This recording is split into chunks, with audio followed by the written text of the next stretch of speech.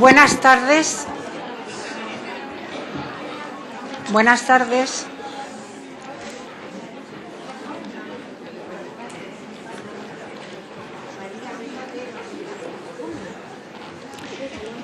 Buenas tardes a todas y a todos, compañeras y compañeros. Es para mí un gran honor y un privilegio estar en esta mesa junto a estas 4 mujeres parlamentarias de la legislatura de 1978 que elaboró y ratificó la Constitución española. Sin duda tuvieron un papel difícil pero crucial, reivindicando la voz femenina en un hemiciclo masculino. Aquella fue una época en la que nadie sabía lo que era ser diputado. Ellas participaron en una legislatura que debía recomponer un país después de 40 años de dictadura y llevarlo hacia una democracia que, entre otras cosas, tenía que dar cabida a las mujeres. Los largos años de dictadura franquista habían diseñado e impuesto un modelo de mujer, esposa y madre del que no resultaba fácil escapar. Sin duda, su misión principal y por encima de todo y de cualquier color político fue la de devolver la dignidad a las mujeres. Solo 27 mujeres llegaron a ser parlamentarias en las primeras elecciones democráticas. Salieron elegidas 21 diputadas en un Congreso con 350 escaños, es decir, tan solo el 6% eran mujeres, y 6 senadoras en una Cámara Alta con 247 miembros, lo que significaba que tan solo el 2,4% eran mujeres. En las listas de los partidos figuraban 658 candidatas, pero la mayor parte de ellas ocupaban puestos destinados al fracaso. 40 años después de que estas 27 mujeres llegaran al Parlamento, hay un gobierno paritario de representación femenina en las Cortes y ha habido presidentas en el Congreso, el Senado y el Tribunal Constitucional.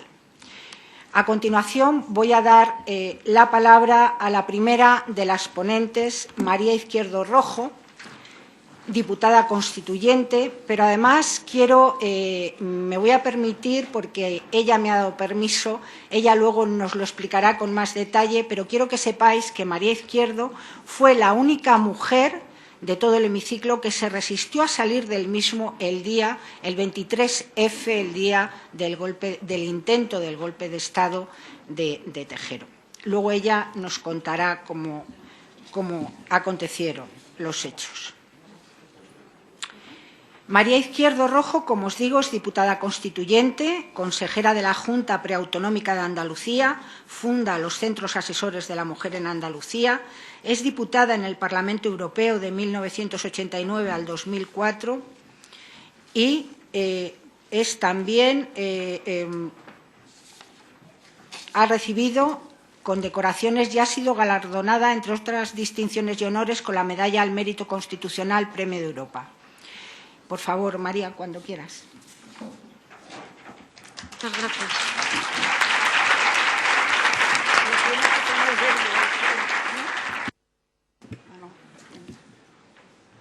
Muchas gracias. Empiezo por puntualizar lo del golpe de Estado, que lo podemos comentar después.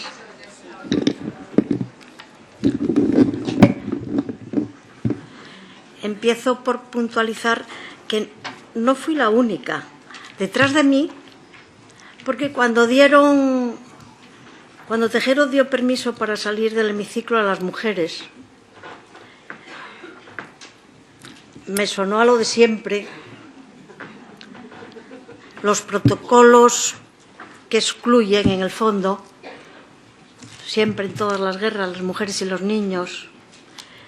Y yo, que había defendido siempre la igualdad y había concurrido a aquellas elecciones con los mismos criterios que los de los varones y que no aceptaba ese tipo de privilegios, me acerqué y le dije a Gregorio Peces Barba, que era el portavoz socialista: yo no salgo.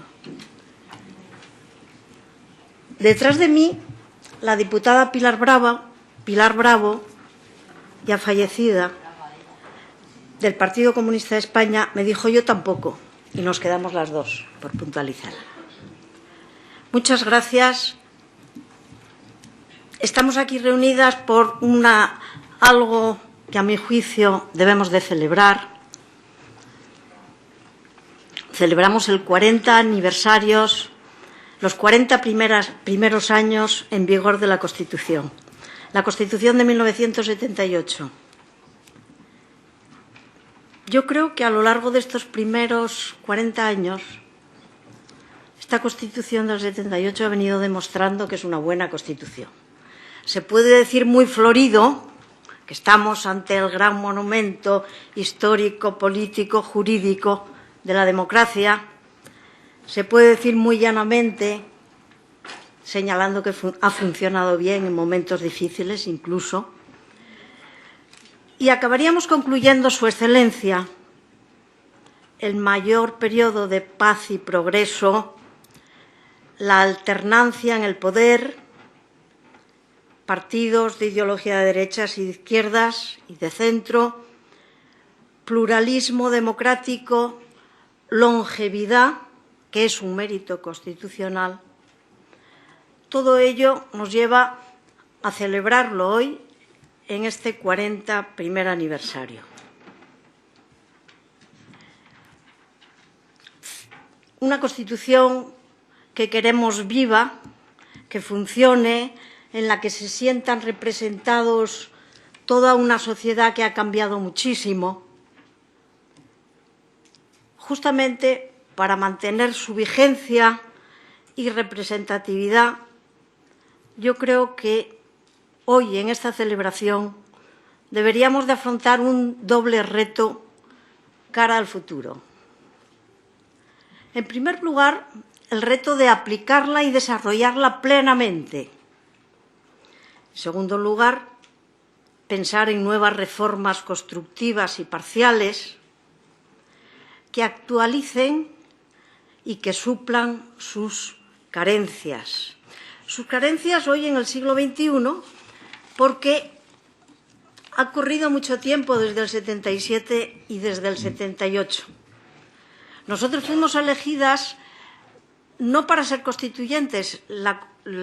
Esa legislatura que empezó el 15 de junio del 77, sin embargo, se convirtió posteriormente en una legislatura que reformó, que estableció una Constitución, porque antes no había Constitución. Eso es un punto importante. Se han operado grandes cambios en nuestra sociedad desde el 77 y 78, en el que yo fui elegida diputada por Granada. En España entonces no había Constitución, ni libertades, ni democracia, ni nuevas tecnologías, ni Unión Europea, ni comunidades autónomas, ni interconexión global, comunicación interplanetaria. Entonces solo respirábamos dictadura y patriarcado. Hoy los tiempos han cambiado, sin duda, y las próximas reformas constitucionales que yo veo en plural, las próximas reformas constitucionales pienso que van a ser muy diferentes de la del pasado. Ahora, en primer lugar, tenemos una Constitución a mantener, a reforzar, a desarrollar, pero además los consensos, que nadie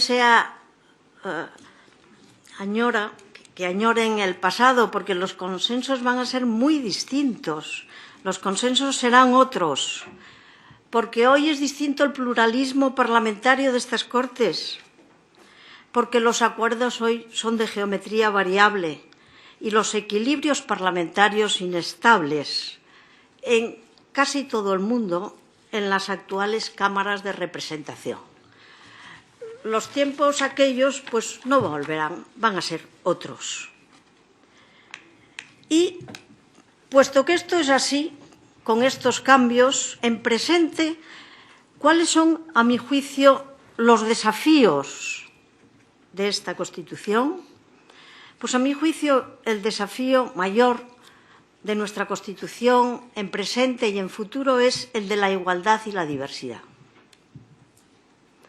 En primer lugar, creo que deberíamos aplicar y desarrollar en toda su amplitud y eficacia ese valor superior del ordenamiento jurídico que es la igualdad. Así está especificado en el artículo 1.1 de nuestra Constitución. El valor superior del ordenamiento jurídico que es la igualdad. Y al que se refiere también el artículo 9 para garantizar que sea una realidad y que los poderes públicos garanticen esa igualdad, y también el artículo 14 para evitar la discriminación. Específicamente el reto que tenemos ahora entre nosotros para aplicar la igualdad, ese valor superior del ordenamiento jurídico, concretamente es la igualdad en cuanto a la implicación de los hombres.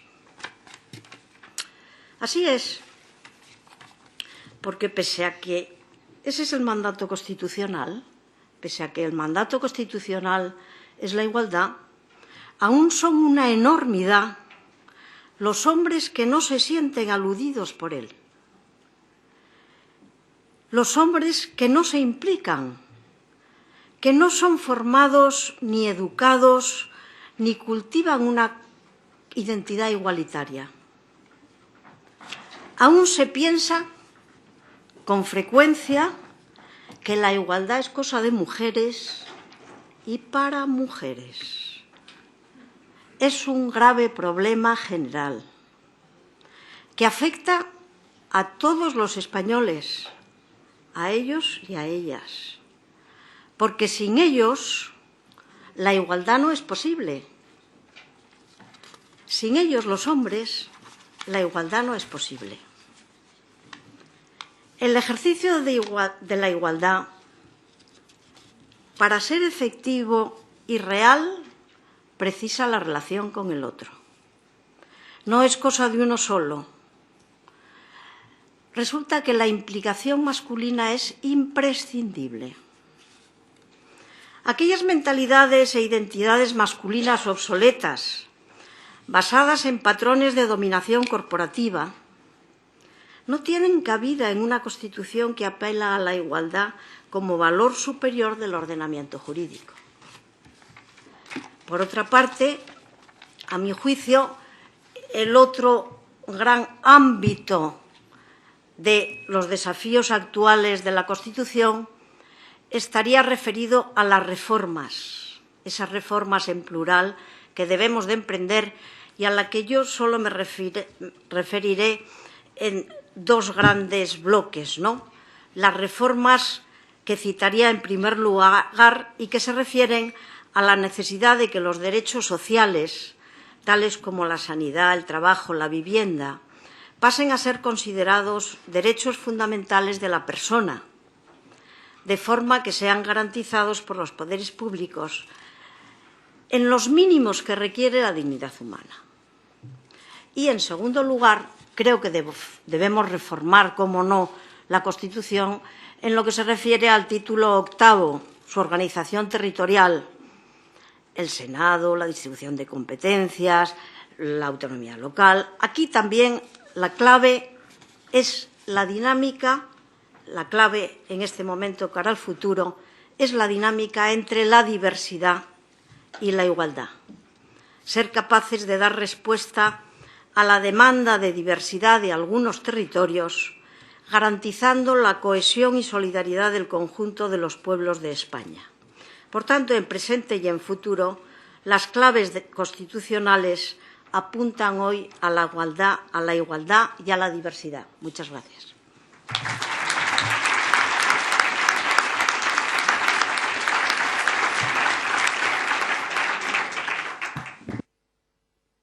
Muchísimas gracias, María. Bueno, me habían informado entonces no correctamente. O sea, fuisteis dos, ¿no? Al final las que salisteis. ¿Tú también? O sea, tres. Por mi grupo sí. Vale. Bueno, pues entonces hubo varias. No he estado muy fina en el detalle. Bueno, a continuación va a intervenir Carlota Bustelo García del Real, Licenciada en Ciencias Políticas, diputada constituyente por Madrid, primera directora del Instituto de la Mujer en 1983, subsecretaria del Ministerio de Asuntos Sociales en 1989 y afiliada al PSOE desde 1974. Cuando quieras, Carlota.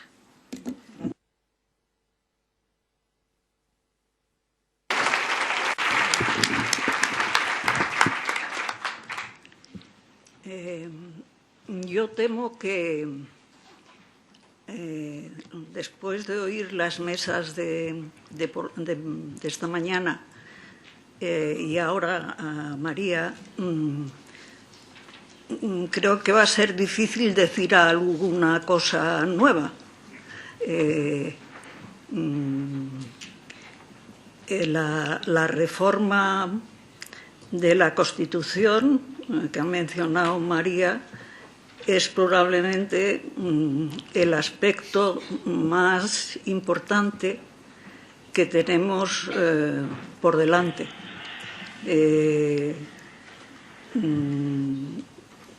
Y yo creo que a pesar de que hay muchas más mujeres feministas que cuando se elaboró la Constitución del 78, y hay muchas más mujeres diputadas y senadoras, y hay muchas más mujeres en puestos de responsabilidad, sentarse a elaborar un posible texto alternativo o complementario de la Constitución del 78 sería necesario. Y sería necesario hacerlo antes de que avance más cualquier proyecto de reforma de la Constitución. Una vez dicho esto, también quería referirme a que las intervenciones de esta mañana han sido todas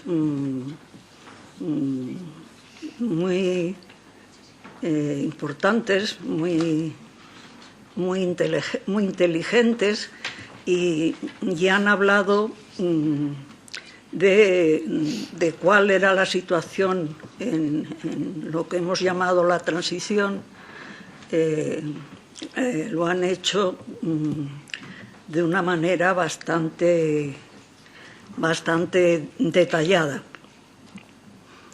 Yo voy a referirme a lo que yo intenté hacer cuando fui diputada constituyente. Yo salí elegida por Madrid, fui el número 11 de la candidatura. En un primer recuento no salí y luego no sé muy bien por qué razón acabé saliendo. Yo ya era feminista desde hacía bastante tiempo, lo mismo que socialista. Mi carné de socialista es del 74, pero yo era socialista bastante antes. Primero fui socialista y luego me hice feminista leyendo a Simone de Beauvoir en Francia, porque viví unos cuantos años en Francia. Cuando me encontré en el Congreso de los Diputados, al principio la verdad es que estaba bastante desconcertada. Yo había estudiado políticas y sabía lo que era un Congreso o una Cámara de Representantes y sabía lo que era ser diputada, pero no sabía muy bien en la práctica en qué consistía aquello. Además, las mujeres y mucho más las feministas, dentro de los partidos, hablo en general de los partidos, pero puedo referirme especialmente al Partido Socialista, no éramos consideradas muy de tener en cuenta, es decir, no éramos, era mejor no ser feminista para conseguir algo. Pero bueno, ser feminista, pues o lo eres o no lo eres. Y yo lo era y había ejercido como tal dentro del partido. Por eso no fui incorporada, creo que por eso, a las comisiones que yo solicité, a las que solicité pertenecer, porque me parecían las más importantes para conseguir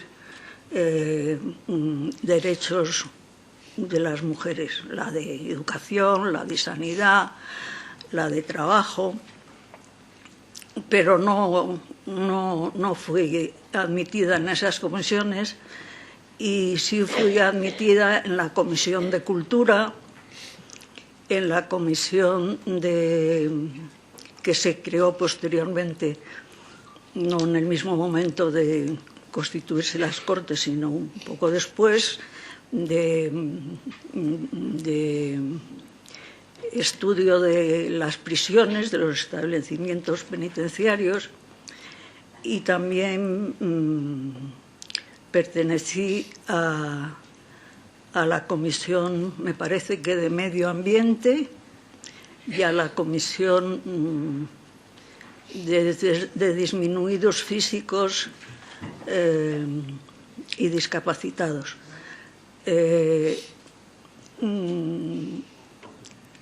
Yo creo que lo primero que hice fue trabajar en el tema de prisiones. Junto a otro compañero del Grupo Socialista, Máximo Rodríguez Valverde, visitamos bastantes cárceles de España. Naturalmente la situación no era nada buena. Además, se había visto en Carabanchel, concretamente había habido varios motines, y recuerdo la primera visita a Carabanchel. Me acuerdo que el director nos recibió amablemente, pero yo noté que un funcionario se colocaba a mi lado y que me decía: yo también soy del PSOE, y tener cuidado porque os van a mandar a la galería más peligrosa. Y tener cuidado. Bueno, nos mandaron a la galería más peligrosa, pero no nos pasó nada. Además, Máximo no tenía ninguna conciencia del posible peligro que nos había dicho el compañero funcionario, y nada. No nos pasó nada, visitamos otras muchas cárceles, constatamos que estaban en muy malas condiciones, que pasaban un frío espantoso, que comían muy mal, que necesitaban aquellos establecimientos una reforma profunda. Y una cosa que me sorprendió mucho fue que... ¿No se me oye? Para que se oiga mejor. Bueno, una cosa que me sorprendió mucho es que los presos, lo primero que me decía cuando les entrevistaba es: yo no he cometido el delito por el que me acusan. Todos decían que ellos no eran culpables, cosa que me chocó también mucho. Ellos sí que parecían entender que la justicia era una cosa que no tenía ningún valor como justicia. Eso es otra de las cosas que me chocó. Bueno, para no alargarme más, visitamos muchas cárceles, hicimos nuestro informe. Yo me acuerdo que iba con una grabadora todo el rato para grabar y por la noche la grabadora la ponía en casa y les decía a mis hijos: escuchar, porque esto es muy importante que lo escuchéis. Y entonces escuchaban todas las cosas que decían los presos. Bueno, total, eso... lo que conseguimos es que, además de dar una serie de consideraciones que sirvieran para una posible reforma de la ley penitenciaria, que se acordaran una cantidad presupuestaria para el año 78 que permitiera reformar, no sé si todas las prisiones, pero por lo menos algunas. Y desde luego, la verdad es que creo que no he vuelto a ir a ningún... Sí, he ido alguna vez a alguna prisión, pero de mujeres, pequeña. Pero cuando salen las cárceles en la televisión y lo que me cuenta la gente, eso, desde luego, las prisiones actuales no tienen nada que ver con las prisiones de entonces, absolutamente nada que ver. Eso sí, hay mucha más población penitenciaria ahora que entonces, y el porcentaje de mujeres presas es más o menos el mismo, que sería más o menos un 10%, no más.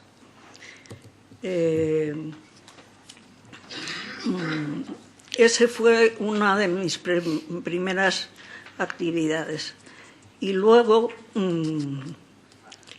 como estaba en la Comisión de Cultura y en los acuerdos de la Moncloa,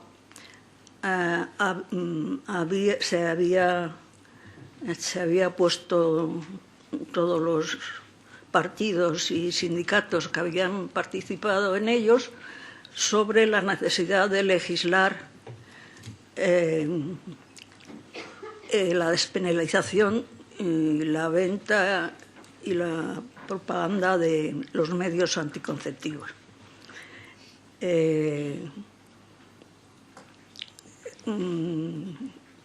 Yo, como miembro de la Comisión de Cultura, cuando UCD presentó un proyecto de ley con la despenalización de los anticonceptivos, y fue Soledad Becerril la que habló de ello,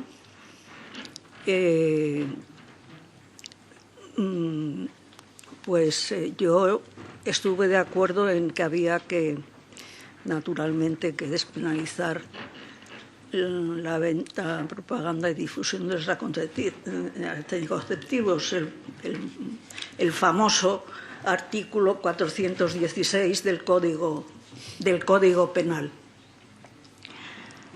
Lo único es que no entendía las consideraciones que el ministro, ni el de Cultura ni el de Sanidad,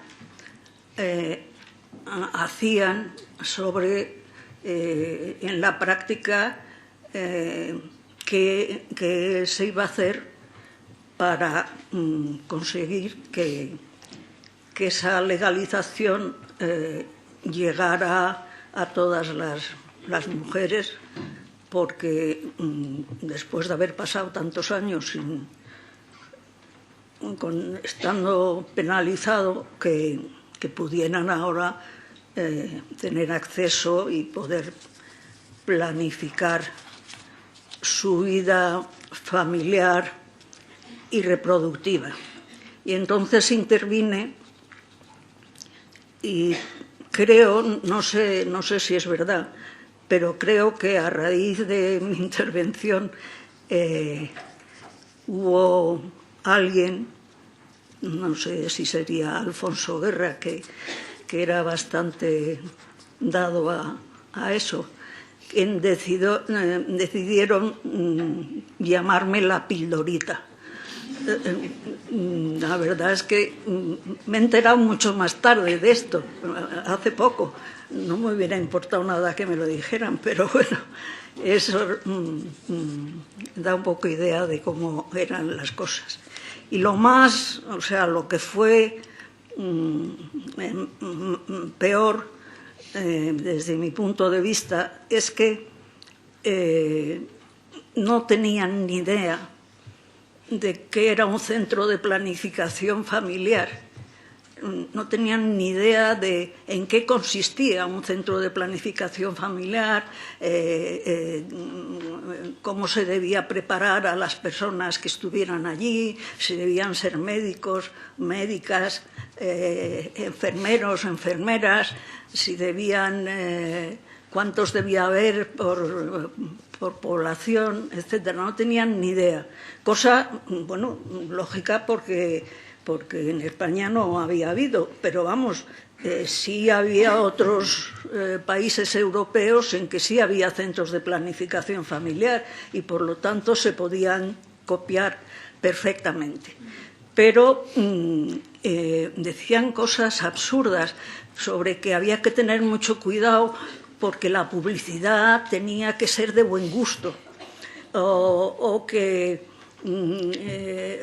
había que tener cuidado porque los anticonceptivos, como cualquier medicamento, podían tener efectos secundarios sobre la salud de las mujeres. Es decir, se notaba que no, o sea, que no tenían ni idea. Y lo que era peor es que en el Ministerio de Cultura había 2 o 3 direcciones generales, la Dirección General de Desarrollo Comunitario y la Dirección General de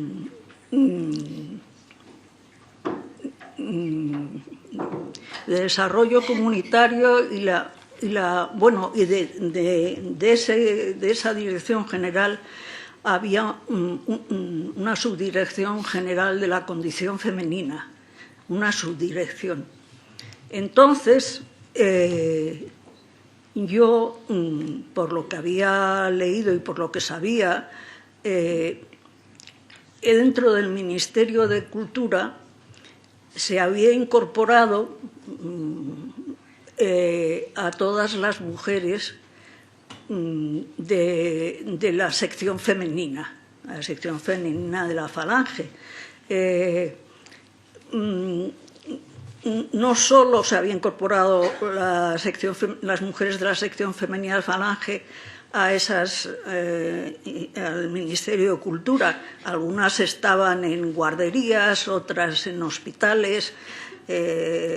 Bueno, las habían ido acogiendo en los sitios que les parecía que podían ser útiles. Pero claro, a mí me parecía que esas mujeres para ocuparse de los centros de planificación familiar pues no eran las más indicadas, dado la imagen de la mujer y de la familia que habían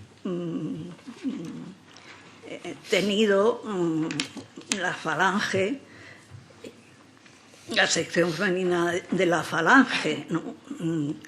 Me da risa porque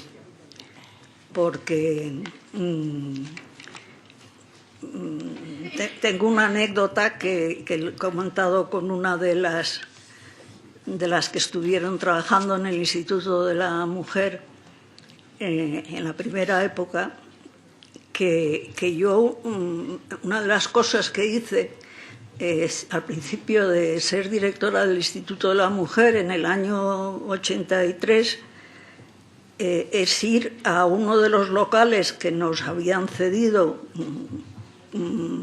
porque eran del Ministerio de Cultura, pero que nos correspondían ahora al Instituto de la Mujer, que dependía del Ministerio de Cultura, y decirle a una mujer estaba allí, que por favor, que ella tenía que dejar lo que estaba haciendo en ese local porque ahora se iban a hacer otras cosas. Y me dice, pero si es que lo venimos haciendo desde hace mucho tiempo.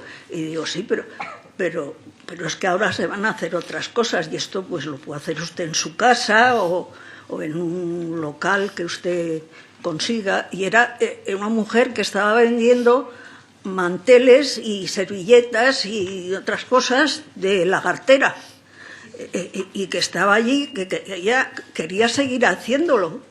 Es decir, no veía inconveniente a que en la administración se siguiera vendiendo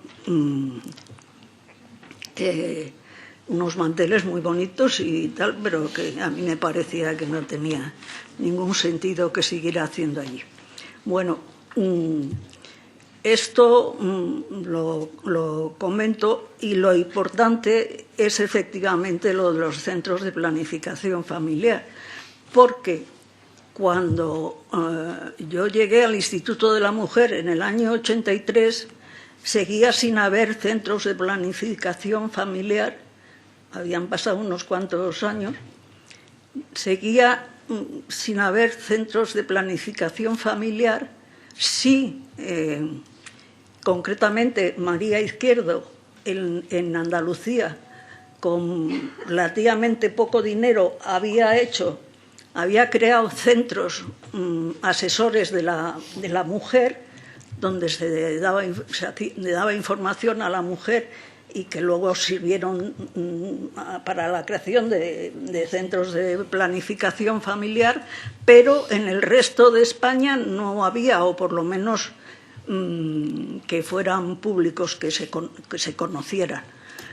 Y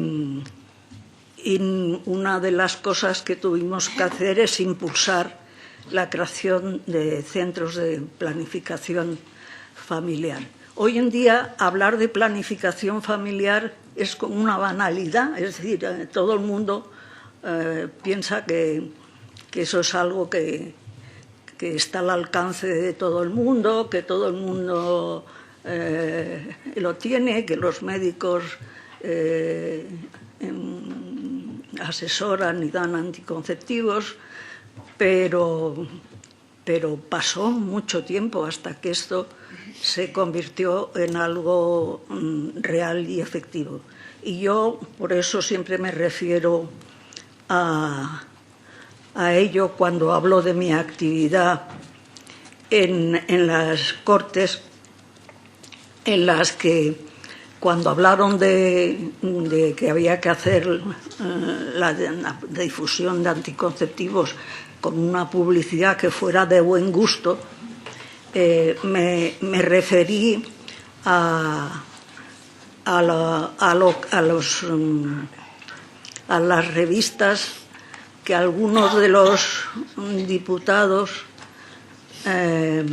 leían mientras yo estaba hablando, y que eran revistas no precisamente de muy buen gusto. Supongo que me refería a Interview, me parece que era Interview una de las que había entonces, y tengo que acabar. Sí, tengo que acabar, pero me falta hablar de otras cosas, de otra cosa, solamente de una. Bueno, eso fue una cosa que considero la más importante que hice cuando fui diputada. Otra fue referirme también como perteneciente a la Comisión de Cultura, a las bibliotecas. Según datos de 1976, en España había 0,17, o sea, 0,17 libros por habitante, cuando las normas para bibliotecas públicas dadas por la Federación Internacional de Asociaciones de Bibliotecarios en 1973 consideran de cifra media necesaria de 2,5 libros actuales por habitante, como mínimo deseable para un servicio bibliotecario decente. Hay que tener en cuenta, además, que en ese 0,17 libros están incluidos los libros anticuados, los que solo tienen un valor histórico y los duplicados, con lo que la proporción es todavía más desastrosa. Las bibliotecas eran infrautilizadas porque eran pequeñas, porque había muy pocos libros y fue muy importante que se tomara en consideración, porque la educación era base en esta nueva etapa, pero una de las formas de aumentar la educación y la cultura pasaba por leer, y para leer era muy importante que hubiera bibliotecas suficientemente dotadas para que las personas pudieran acercarse a ellas. Bueno, ya voy a acabar. Intervine en otras muchas cosas, pero no voy a referirme a ellas porque no hay tiempo y porque tampoco voy a aburrir al público contando mi vida personal en aquel momento, y por eso voy a callarme para que mis compañeras senadoras o diputadas puedan seguir contando su contribución de entonces, que lo que sí es verdad es que éramos muy pocas mujeres, pero que todas, es impresionante. Yo tengo aquí un libro que recoge lo que hicimos todas, y es impresionante lo mucho que 26 personas, muchas de ellas ya fallecidas, trabajaron durante esos 2 años de etapa constituyente. Todas, porque todas aportaron y participaron en discusiones muy, muy importantes. Ya me callo.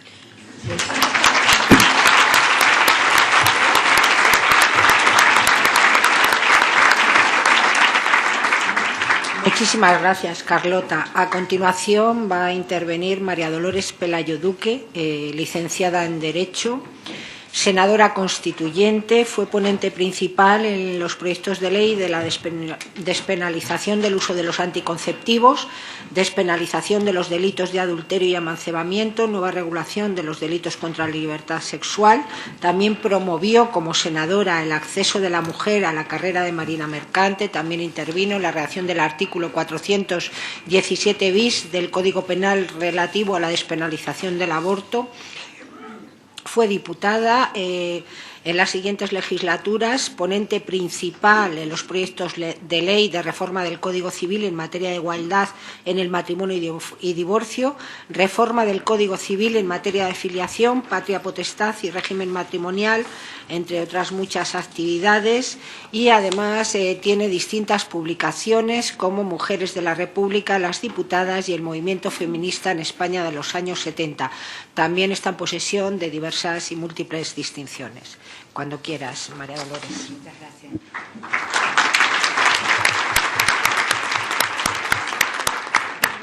Tengo que empezar por felicitar al Colegio de Abogados por la iniciativa de esta cumbre, que supone un alto en el camino para un análisis de una etapa que fue fructífera, el de la transición política española de la dictadura a la democracia, pero también estos 40 años de desarrollo constitucional. Y además en un momento propicio dadas las circunstancias que estamos viviendo en el mundo actual, este mundo global que necesita reflexiones de hacia dónde va el mundo y qué vamos a hacer las mujeres en la nueva realidad global y no local.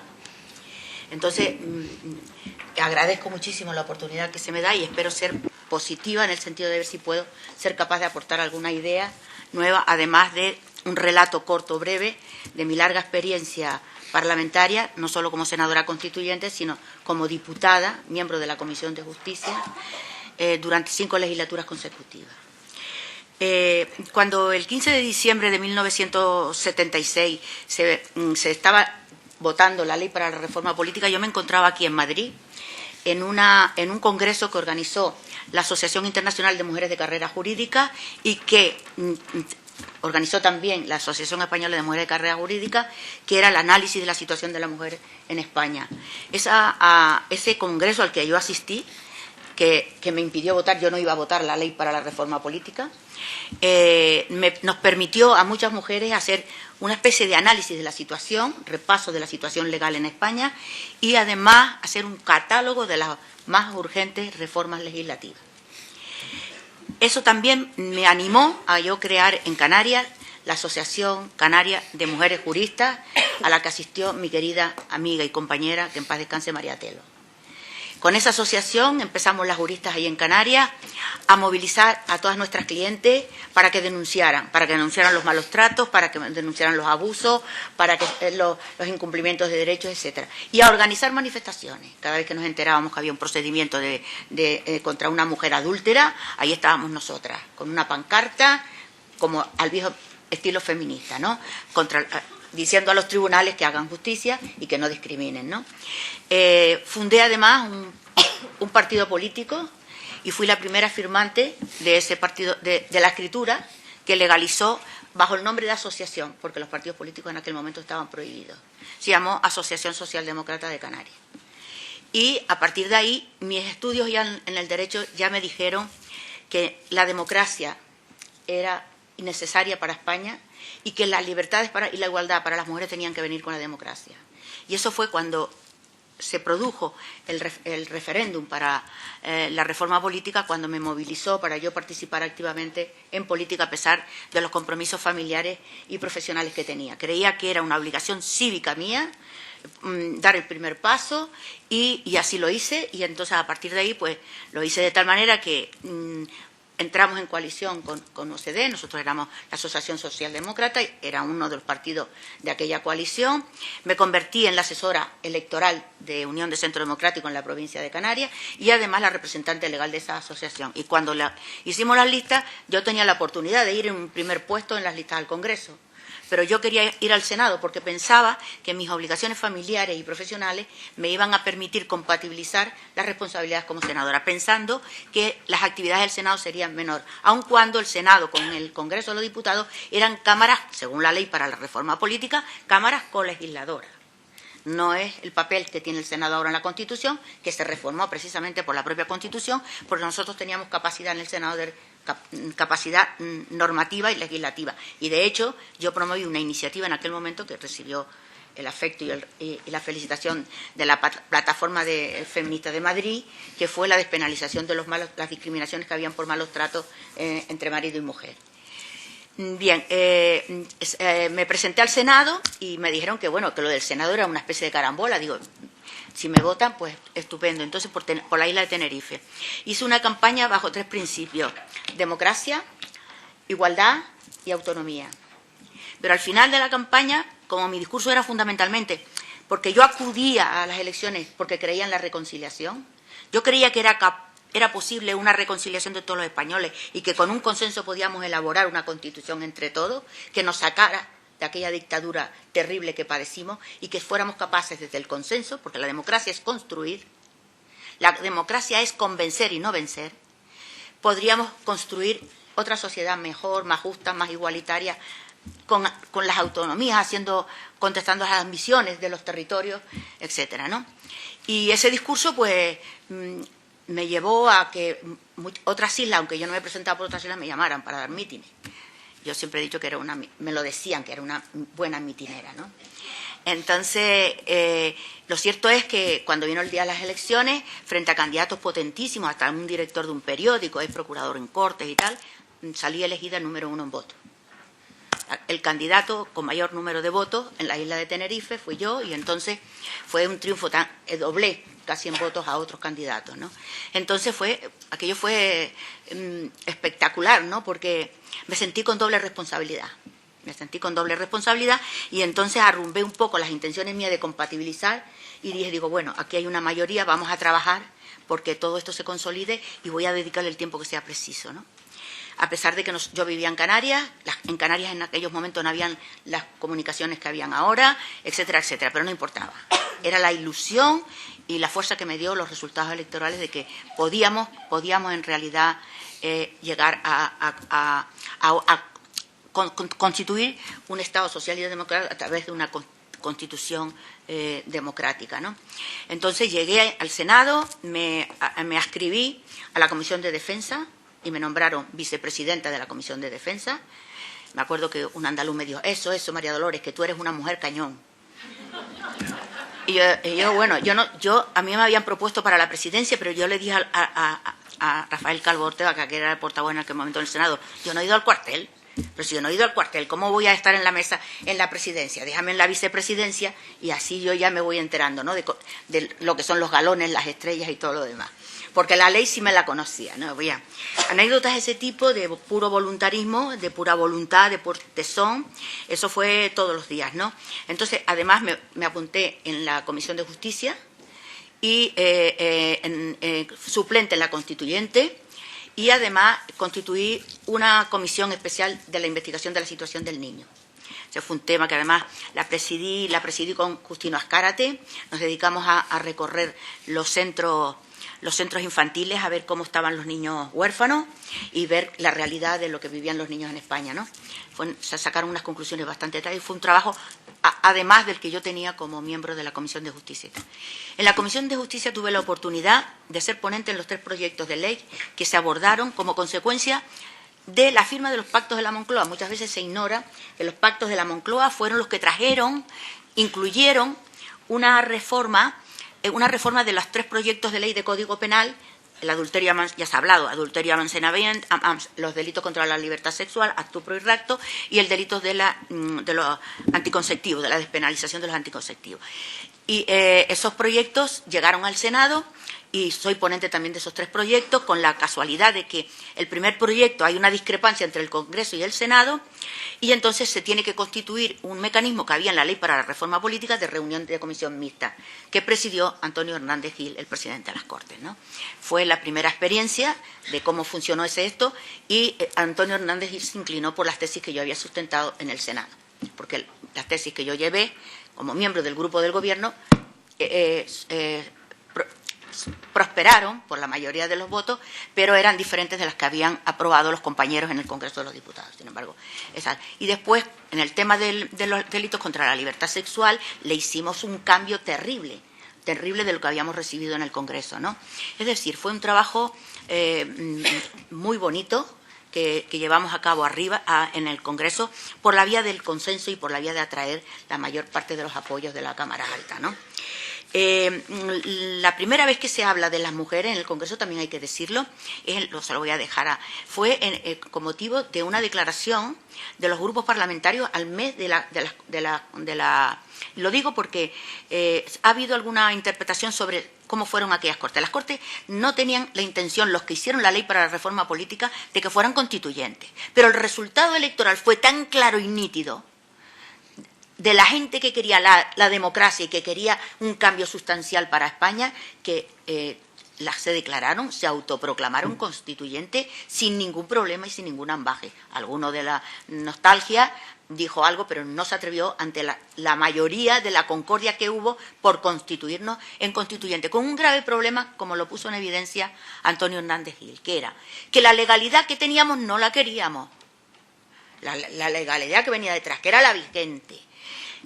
Antonio Hernández Gil, gran jurista, gran persona, decía que era una legalidad poco segura, ¿no? Poco segura, no, nada de segura, porque nos negábamos a aplicarla. Y había muchas urgencias y había que acudir a resolver muchos problemas urgentes, de manera tal que nosotros en nuestra tarea legislativa también combinábamos nuestra tarea con las gestiones. Por ejemplo, cuando se aprueba la ley de despenalización del uso de los anticonceptivos, que de eso también tengo yo anécdota, pero no voy a cortar porque no tengo tiempo, yo trabajé con Antonio, con el ministro Rosón y con el ministro de Sanidad, que era Sánchez León, para que, despenalizados los anticonceptivos, había que enseñar a la gente a ver cómo se usaba. Y entonces un decreto, después de la aprobación, al mes se dictó un decreto de los dos ministerios, creando 19 centros que se llamaron de formación familiar. Pero luego me reconocieron, un año después le hice una pregunta y me dijeron que la labor era suministrar, asesorar en el uso del anticonceptivo fundamentalmente, ¿no? En fin, la tarea constitucional, modifiqué el artículo, intenté modificarlo y se modificó en el Senado, presenté una enmienda sobre el tema de la igualdad en el acceso a los cargos y funciones públicos, artículo me parece 23 si no me equivoco, de memoria, y también introduje alguna enmienda en relación con mi circunscripción. Paramos la comisión para modificar la Comisión Constitucional en el Senado para modificar la redacción del artículo 30, que luego sería el 32 del texto constitucional del matrimonio, que se refería al matrimonio, para una redacción más clara de la igualdad de los cónyuges en el matrimonio. Y, como digo, dos enmiendas, una de la que me sentí muy orgullosa, que es la constitucionalización del régimen económico y fiscal para Canarias, ¿no? Yo creo que la Constitución dibujó, ha sido criticada, pero yo me niego a esa crítica, no solo porque me sienta coautora, no, estoy dispuesta a reconocer los errores. Algunos errores hubo, por supuesto, toda obra humana padece eso, ¿no? Pero sí creo que fue el modelo constitucional más progresivo que había en Europa en aquel momento. Y fue un esfuerzo extraordinario pasar de una dictadura ultra dura, como era la franquista, a el modelo, era un salto cualitativo importantísimo. Y además, muchas veces hemos hablado de que el artículo 9.2 o el artículo 14, el artículo 1 que está a la entrada de la Constitución dice se constituye en un Estado social y democrático de derecho que propugna como valores superiores del ordenamiento jurídico la igualdad. Pero luego hay más artículos, la igualdad en el matrimonio, la igualdad. Cuando dicen todo, están diciendo que son todos, hombres y mujeres y niños, en la Constitución. Es decir, hay un montón de preceptos constitucionales, incluso hasta el 24, la tutela judicial efectiva, que también nos afecta. O el derecho al acceso a las Fuerzas Armadas, que fue algo que también es curioso. Pasó desapercibido. Antes de aprobarse la Constitución, fíjense si era el esfuerzo renovador y la prisa que teníamos por arrumbar el régimen anterior, que las reales ordenanzas, estaba yo en la Comisión de Defensa en aquel momento, reales ordenanzas que se aprobaron definitivamente antes de la Constitución, en diciembre del año 78, establecía un artículo que decía, el artículo 135, 185, en las Fuerzas Armadas no habrá discriminación por razón de sexo. Pasó desapercibido. Aquello, sí, mejor que pasara esa vez, se aprobó y ya nos dio pie para luego pedir la participación de la mujer en la sexualidad. Trabajé también, pues, por ejemplo, para eliminar el impedimento que no posibilitaba a las mujeres ser marinos mercantes. Me fui abrí un expediente como senadora, solicité la supresión de esa discriminación ante la marina mercante, que está en poder de la Armada, y me dieron una contestación, se lo llevé al vicepresidente, y dice, eso no puede ser, eso se suprime, el vicepresidente Gutiérrez Mellado. Y también, por ejemplo, otros temas como fueron tantas y tantas cosas las que había que hacer que haría un poco largo el debate. Pero es verdad que hacíamos de todo. Yo me sentía que tenía que hacer de todo, ¿no? Pues ir a dar charlas, pues a lo mejor ir acompañando para que un problema que tenía un ayuntamiento con un tema de servicio social, que es el tema del analfabetismo, que estuvimos dando la batalla también, etcétera, etcétera. Yo me siento orgullosa de haber podido participar en eso. Y además, quiero decir que tuve también la oportunidad de luego desarrollar la Constitución en el tema de desigualdades, también en el tema de medio ambiente, porque tenía vocación de eso, pero en el tema de desigualdades, las leyes del matrimonio, que además ahí introduje pues mi pluma, mi enmienda, por ejemplo, cuando se lee, cuando tiene el que contrae al contraer matrimonio, se obliga a leerle unos artículos a los contrayentes, ¿no? Eso fue nuevo, eso fue de mi cosecha, ¿no? Lo mismo que también la investigación de la paternidad y la maternidad mediante toda clase de pruebas, incluidas las biológicas, ¿no? O yo qué sé, el tema de el orgullo de ir suprimiendo fuera, una discriminación menos, ¿no? Una discriminación menos parece que te estaba dando ánimo, ¿no? No me quedé muy contenta con la ley del régimen económico matrimonial, que fueron también, en menos de un mes, entraron en vigor en España en el año 81 más de 500 y pico artículos del Código Civil, con la nueva realidad dimanante de la Constitución. Pero hay un artículo que es el 1383-84, que autoriza al titular de al titular de las participaciones sociales a disponer. Yo ese artículo no lo voté, era ponente del proyecto de ley y les digo que yo rompí la disciplina, no la voté. Había una enmienda andalucista y voté a favor de la enmienda andalucista. Claro, los andalucistas tenían 4, con mi voto 5 no salió, pero yo me salvé mi responsabilidad. Y luego también tuve la ocasión de parar esto en un proyecto de ley que vino de la Sociedad de Responsabilidad Limitada, que venía en una disposición adicional, ampliar la posibilidad ya no solo de las participaciones, de los títulos valores, sino también de las participaciones sociales, ley de sociedad de responsabilidad limitada, que son la mayor parte de las sociedades de responsabilidad limitada que están en el matrimonio. En muchos matrimonios los maridos tienen sociedad de responsabilidad limitada. Se pueden vender las acciones, se acabó la administración conjunta, se acabó la disposición conjunta y era una manera de vaciar los derechos iguales en esto. Eso, al final, pues ahora parece. Bueno, ya el tema del aborto, que no fue para mí fácil, porque yo creía que había que hacer una ley positiva. Fui ponente de la despenalización del 414 bis del Código Penal, después volver a ser ponente otra vez de la segunda reforma que se hizo con el Código de la Democracia, y luego ya afortunadamente al fin, en el año 2005, viene la ley que regula en positivo la interrupción voluntaria del embarazo, ¿no? Entonces, ahí nos ha tardado. Con todo esto quiero decir que hemos estado 40 años modificando. Y al final, yo estoy concluyendo ya, al final me pregunto, ¿en qué nos equivocamos? Yo siempre he dicho que nos hemos equivocado de estrategia. Y hemos seguido a Virginia Woolf. Virginia Woolf dijo que ella se conformaba en su casa con tener una habitación propia. La casa seguía igual. Nosotros parece que las mujeres nos conformamos con modificar la parte esta que nos toca por desigualdades. No, yo creo que hay que modificar la estructura. Y ahora es un momento preciso, viene acorde. La sociedad está cambiando, el mundo está cambiando, la organización del mundo también, ya no es un mundo local, es un mundo global.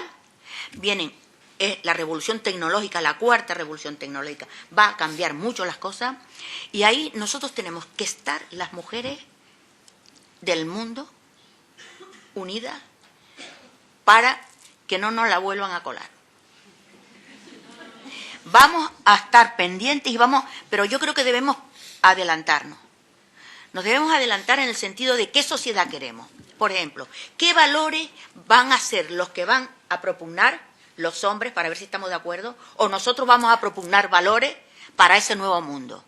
Valores donde haya valores humanos globales, pero no valores tradicionales, nuevos valores. Valores como el ecologismo, valores como la sanidad. No puede ser un derecho al albur de si existe un presupuesto o no existe un presupuesto. O la igualdad. La igualdad tiene que ser obligatoria, como yo he oído aquí en algún ponente, y los hombres tienen que aprender a la igualdad, y hay que decirle a los hombres que tienen que aprender. El tema de las cargas familiares, que todavía sigue siendo una grave discriminación y que imposibilita a la mujer ejercer sus tareas laborales, que son las que permiten tener independencia, eso no se puede permitir todavía como estamos.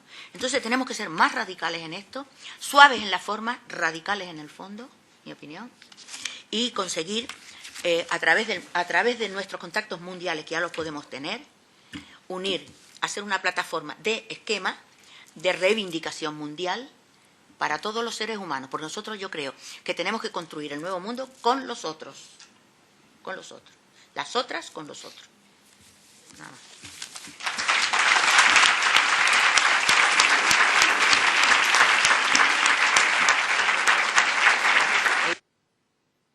Muchísimas gracias, Dolores. Ha sido un placer escucharte. A continuación va a intervenir María Teresa Revilla López, casada y con 4 hijos, licenciada en Derecho en 1958 en la Universidad de Madrid, ejerce la abogacía generalista, es diputada de UCD o fue diputada de UCD en Valladolid en las Cortes Constituyentes y además fue la única mujer miembro de la Comisión Constitucional. También fue diputada en la segunda legislatura, presidente de la Comisión de Peticiones y presidente de la Comisión de Cultura.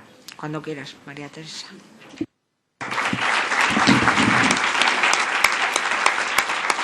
Mi nombre, como sabéis, es María Teresa Revilla. Salí elegida por UCD en Valladolid. Naturalmente era la tercera en una lista y nadie creía que iba a salir el tercero entonces, pero salí.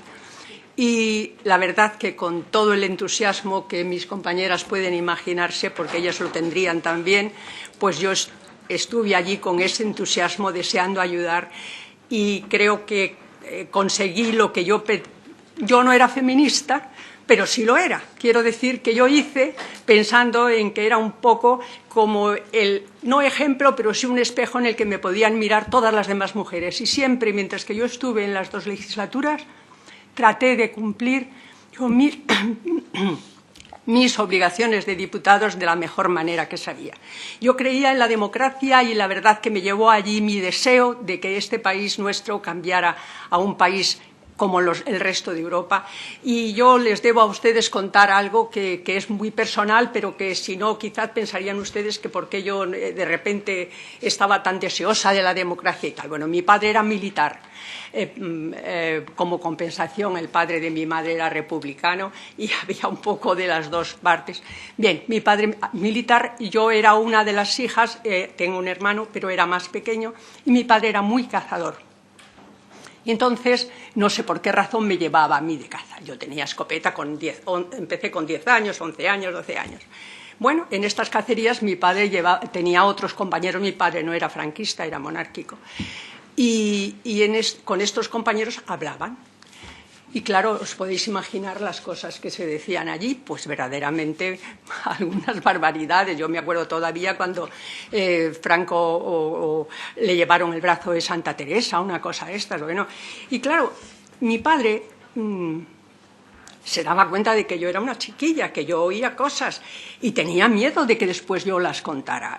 La época aquella pues es muy difícil de trasladarlas a vosotras porque sois todas mucho más jóvenes, pero fue una época difícil. Yo no sabía, era una niña, bueno, para mí todo era normal, pero aquel miedo que mi padre consiguió meterme en el cuerpo pues me ha durado toda la vida, hasta cuando era diputado y me ponían delante de un periodista. Es decir, yo tenía que tener muchísimo cuidado con lo que decía y mi padre siempre, el hombre, procuraba recordármelo. Entonces, cuando yo empecé a estudiar, empecé en la Universidad de Derecho que estaba en San Bernardo. Los 2 primeros cursos los hice en San Bernardo. Luego nos trasladaron a la universitaria.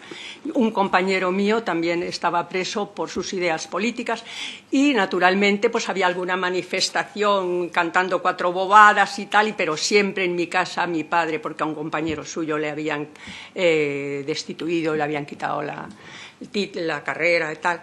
En fin, y mi padre siempre estaba con ese miedo de que yo pudiera decir alguna cosa inconveniente. Y ese miedo era muy grande para mí, de tal manera que pensar en un cambio, pensar en la democracia, pensar en ir a Europa. A mí no me dejaron ir a mi viaje de fin de carrera porque íbamos chicos y chicas. Es decir, las cosas es que no os podéis ni imaginar lo que ha cambiado. Había que vivir aquello para darse cuenta. Claro, cuando yo salí elegida, pues el entusiasmo que yo tenía era enorme, enorme, y procuré comportarme pues como pensando. Yo estudié enseguida las constituciones de los otros países más próximos, de Alemania, de Francia, Inglaterra, algo de los Estados Unidos, y la verdad es que traté de comportarme como yo pensaba que era aquello en lo que yo creía, que era la democracia. Yo fui elegida para la Comisión Constitucional porque aquello fue no sé cómo llamarlo, la verdad, fui valiente. Yo no conocía a Calvo Sotelo, habíamos coincidido en un meeting que habíamos dado en Valladolid, había estado él. Y a partir de ahí, bueno, pues yo pensando en que lo importante era la Comisión Constitucional, porque ahí se iba a dilucidar, porque también yo lo había pasado mal como mujer, yo no había podido hacer las oposiciones que yo había querido, yo fui a solicitar un trabajo y precisamente cuando dije, creyéndome que era formidable y que me lo iban a dar diciendo que era abogada, pues me dijo él, era el marido de una mujer llamada Mercedes Fórmica, que era una abogada y que no sé qué problemas había habido, pero el marido me dijo, ya tengo una abogada en casa y tampoco me aceptaron. Es decir, para las mujeres no era una época fácil y todo aquello contribuyó a que mi ilusión fuera enorme, claro. Cuando yo le pedí a Calvo Sotelo que, puesto que en la comisión no había ninguna mujer, en la Comisión Constitucional, que era necesario que pusieran a una, que yo tenía mi carrera de Derecho y que si les parecía bien, les pareció bien, y es por eso como yo conseguí estar en la Comisión Constitucional. Yo trabajé allí,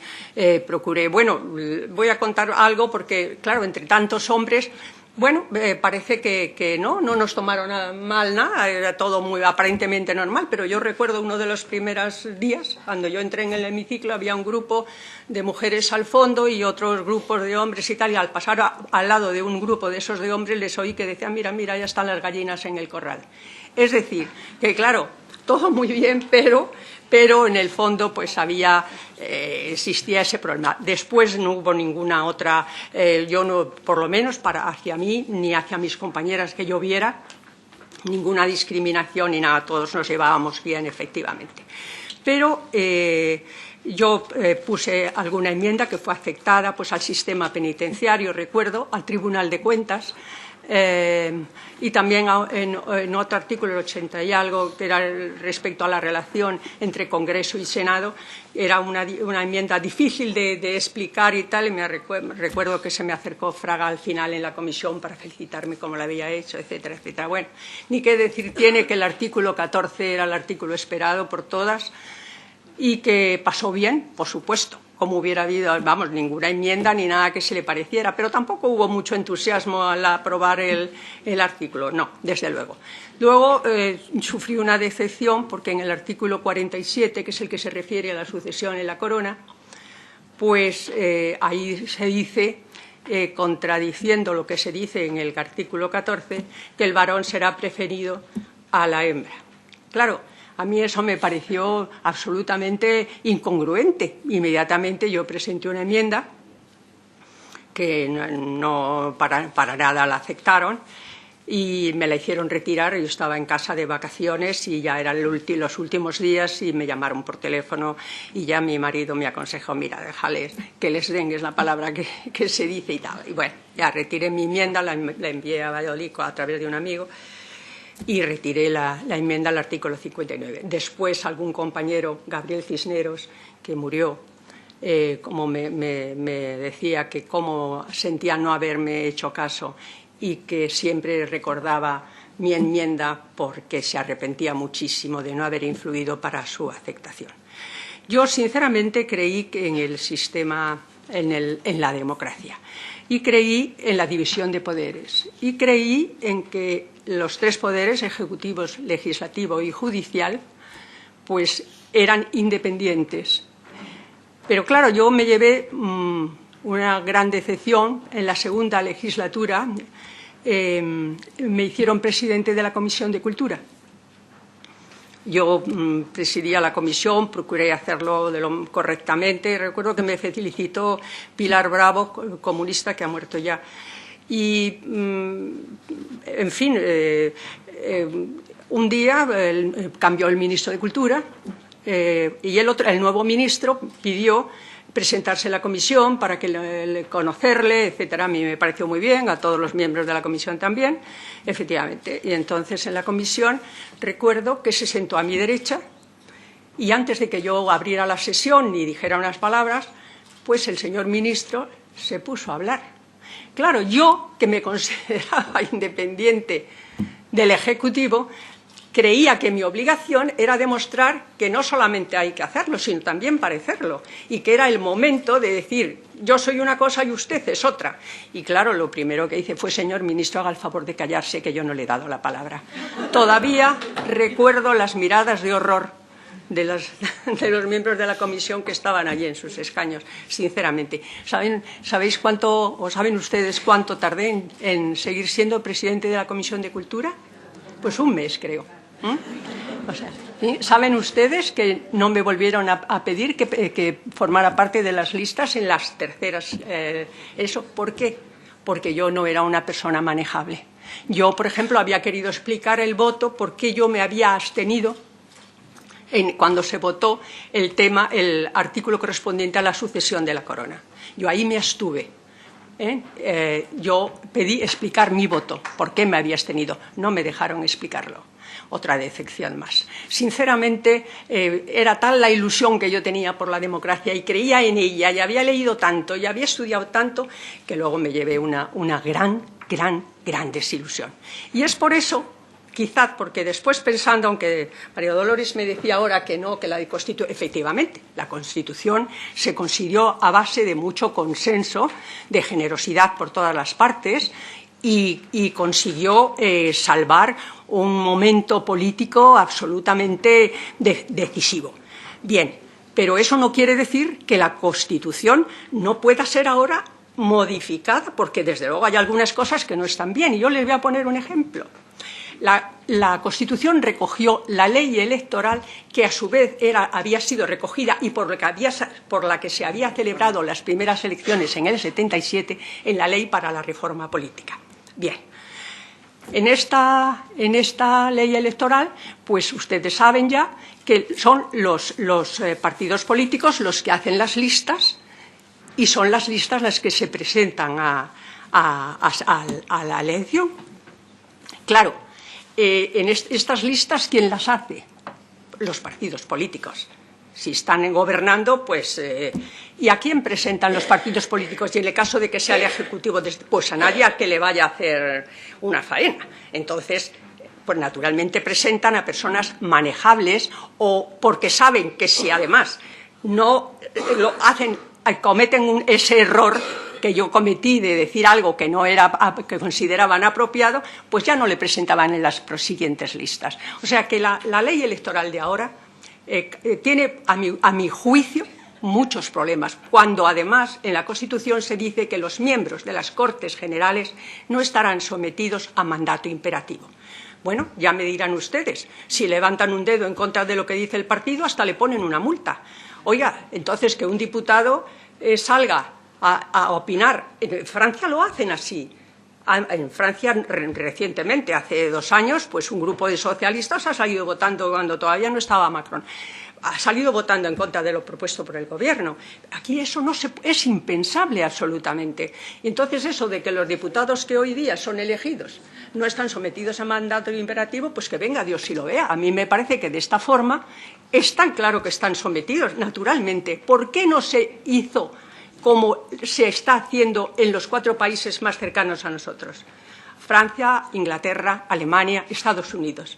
Son circunscripciones personales, de manera que el diputado o diputada que se presente tiene que estar hablando directamente con sus electores. Los electores le conocen en carne y hueso, de manera que cuando es elegido esa persona, hombre o mujer, pues tienen su propia oficina en la circunscripción por la que han sido elegidos. Y hay una relación constante entre elegidos y electores, cosa que ahora yo de verdad me comprometí ahora a dar, bueno, no mucho, pero algo, a la persona que me dijera quiénes son los representantes que han sido elegidos al partido que ella ha votado. Ninguno de ustedes lo sabe, desde luego yo tampoco. ¿Por qué necesidad hay de saberlo? De manera que en estas circunstancias, Dolores, a ver, a mí me parece que eligiéramos a 10, ya está, 350 en estas condiciones, ¿para qué sirven? A mí me parece que lo de la ley electoral hay que estudiarlo y desde luego modificarlo.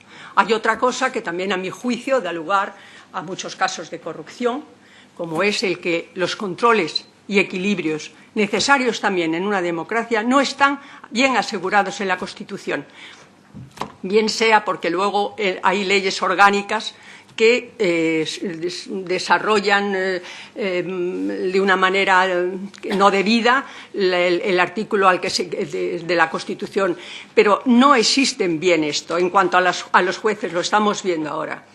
El Parlamento tiene que controlar, es verdad, pero vamos a ver, el principio de que el controlador, el controlado, no está, vamos a ver cómo, el controlador no tiene que estar sometido al controlado. Esto ha pasado recientemente en Andalucía, que un interventor ha presentado el resultado de su investigación o de su auditoría, la ha presentado a la Junta de Andalucía, cuando era la propia Junta la que en definitiva estaba tocada por ese caso y esa investigación. Eso no puede ser aceptado, eso no me parece a mí que sea correcto, eso no está bien. Hay que procurar esas cosas, arreglarlas de manera que esas cosas pasen lo menos posible. Una democracia, claro que tiene fallos, naturalmente es imposible. En algunos países, Estados Unidos, por ejemplo, pues hay cargos que se consideran vitalicios. Pues aquí, a lo mejor, el presidente del Tribunal Supremo y del Poder Judicial pues podía ser un cargo vitalicio para que no estuviera sometido a ninguna presión. En fin, habría que estudiar la manera de evitar que esos controles no fueran efectivos, porque en el momento en que los controlados sean los que paguen al controlador, díganme ustedes que el resultado, pues eso no tiene razón de ser. Y yo pienso que sí que se debería intentar reformar estas cosas que pueden traernos mucho de los disgustos que tenemos ahora. Sinceramente creo que no me he pasado.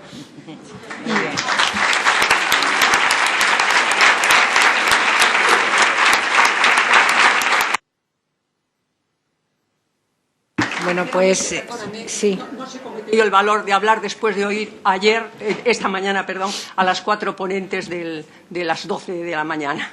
He pasado un rato formidable, hacía mucho tiempo que no estaba tan interesada en algo. Así que lo mío, por eso he ido yo a explicarles un poco cómo era la vida entonces, ya estaba todo dicho y de la mejor manera. Muchísimas gracias.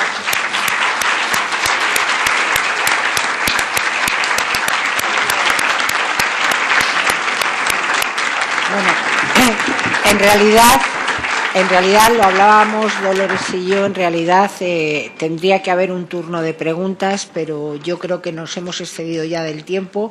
Si alguien quisiera hacer una pregunta muy puntual, teniendo hoy aquí a las diputadas y senadoras constituyentes, pues si fuera rápidamente podríamos darle paso. Y si no, pues sin más, cerramos la mesa y bueno, y agradecer.